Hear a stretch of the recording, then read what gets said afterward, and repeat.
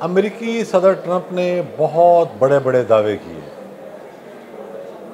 और अब सूरत हाल ये है कि उन दावों की सदाकत सामने नहीं आ रही, ना ही उस हवाले से कोई ठोस पेशरफ सामने आ रही है। इसका नतीजा ये निकला है कि अमेरिका में ट्रंप की मकबूलियत कम होना शुरू हो गई है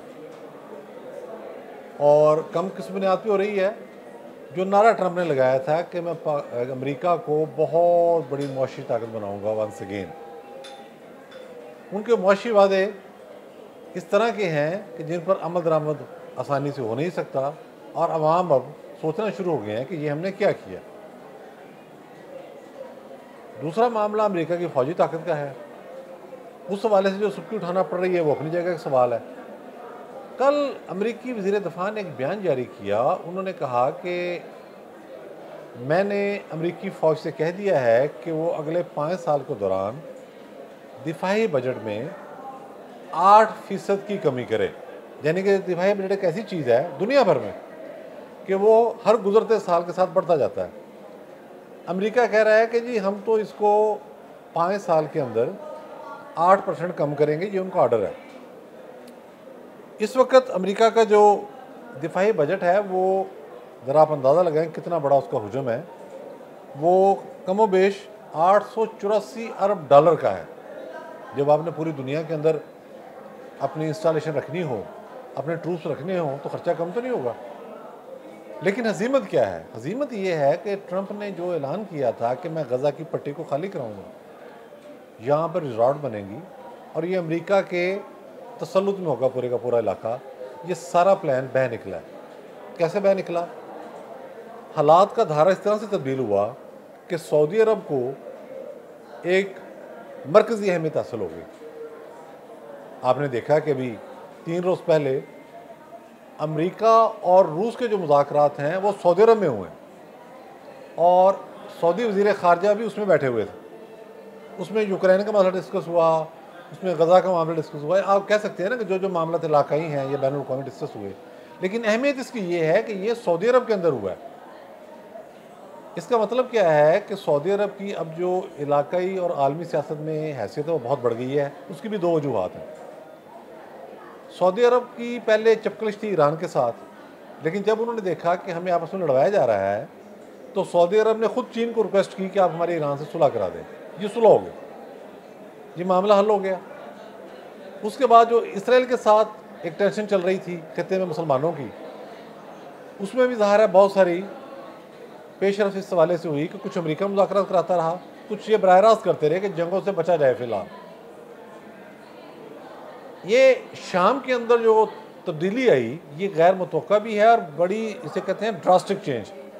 उसने पूरे खत्ते की सूरत को बदल दिया। अभी आप इसमें ना जाएँ कि उनके असला खाने तबाह हो चुके हैं, उनके पास बहुत बड़ी कोई रेगुलर आर्मी नहीं है, फलां, ये सारा कुछ हो जाएगा।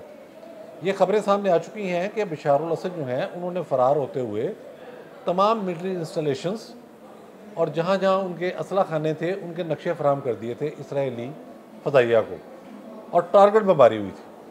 लेकिन अब बात यह है कि वहाँ हुकूमत तो आ चुकी है अहमद अल शरा की। अब आगे से ये पूरे खित्ते के अंदर जिनका कंट्रोल है वो बड़ा। अब सऊदी अरब पर हमला करना किसी मुल्क के लिए आसान नहीं है। मैं एक मिसाल देता हूँ, अगर हम एज्यूम करें कि इसराइली कोशिश करें तो वो भी नहीं कर सकता। उसकी रीज़न ये है कि पूरा आलम इस्लाम इसमें कूद पड़ेगा। तुर्की की फ़ौजें शाम के रास्ते आ जाएंगी और वो भी फिर एक बहुत बड़ा माज खुल जाएगा, सारे मुल्क इसमें मुलवस हो जाएंगे। फिर क्या अमारात और क्या कतर का छोटा मुल्क, क्या बड़ा मुल्क, क्या मिस्र, ये बहुत बड़ी जंग होगी और इसका अमेरिका को भी अंदाज़ा है। अमेरिका अब जंगों से बचने की कोशिश कर रहा है। अब हुआ क्या है, सऊदी अरब ने अमेरिकी सदर ट्रंप की जो धमकी, वार्निंग या प्लान था उसको एक तरफ कर दिया। उन्होंने कहा जी हम तो 2 रियासती हल की तरफ जाएंगे। मिस्र इस हवाले से काम कर रहा है कि मामले को हल कैसे करना है। मामले का हल इस तरह से निकल रहा है कि मिस्र ने कहा है जी हम यहाँ आएंगे, हमारी कंपनी आएंगी और मल्टीनेशनल कंपनी आएंगी, फ़लस्तीनियों को इस सरजमीन से बेदखल किया जा सकता ही नहीं, ये मुमकिन ही नहीं है। और ये सारी जो अरब लीग है उसका फ़ैसला, सारे मुसलमान मुल्क का फ़ैसला है, पूरा यूरोप इसका हामी है।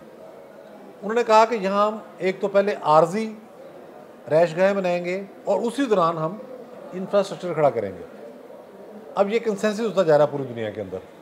फ्रांस भी यही चाहता है, जर्मनी भी यही चाहता है, बरतानिया भी यही चाहता है, चीन भी यही चाहता है, रूस भी यही चाहता है, जापान भी यही चाहता है। अमेरिका के लिए मुश्किलात क्या हैं कि हर गुजरते दिन के साथ ट्रंप की मुखात बढ़ रही है। जैसे यूरोपीय यूनियन ने कहा कि आपने जो यूक्रेन के मतलब बयान दिया है वो गलत है, उसके सदर जमहूरी तौर पर मुंतखब हैं। इस तरह आपने देखा कि यूनान के सदर बरतानिया गए हैं तो उन्होंने जाकर कहा कि भाई अमेरिका एक साइड पे हो गया है, अब हमें अपनी दिफाई जो इस्तेदाद है उसको बढ़ाना होगा और मिलकर साथ चलना होगा। और एलॉन मस्क ने भी अमेरिका के अंदर वार्न किया है। उन्होंने कहा जी अमेरिका बैरून मुल्क जो ऑपरेशन है अपने कम करे, ख़त्म करे, पीछे हटे, यानी कि खर्चे घटाए।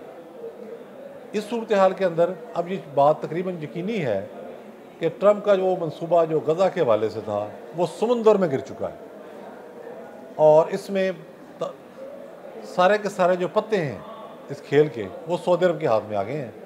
आने वाले दिनों में ये बहुत बड़ी डेवलपमेंट होगी। इसके साथ साथ जो पाकिस्तान की अहमियत है वो भी अब बहुत बढ़ गई है। इसकी सबसे बड़ी मिसाल ये है कि आर्मी चीफ बरतानिया के दौरे पर गए तो उन्हें गैर मामूली प्रोटोकॉल मिला। आपने उसके मनाजर देखे होंगे। ये बिला वजह नहीं होता, एक रवायती दौरा होता है।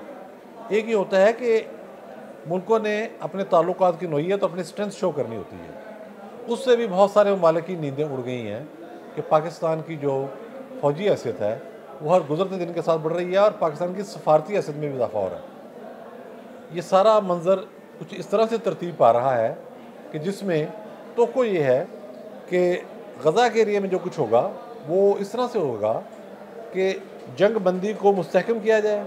उसमें मुमकिन है हमास को भी रोका जाए कि अब आप जंग बंदी की तरफ जाएँ, क्योंकि नुकसान तो बहुत हुआ है, और लेकिन फ़लस्तीनी बेदखल नहीं होंगे।